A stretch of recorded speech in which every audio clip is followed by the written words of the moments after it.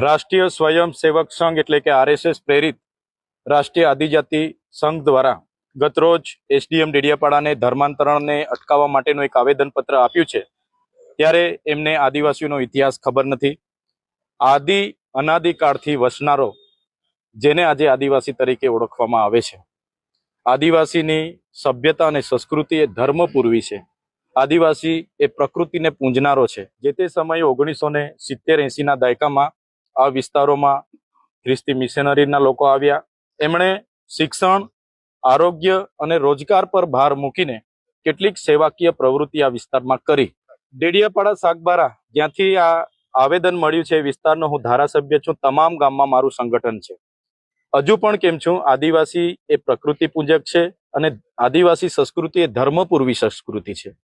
એટલે ભલે આદિવાસી કોઈ પણ ધર્મમાં ગયો હશે, પણ એ મૂળ આદિવાસી છે અને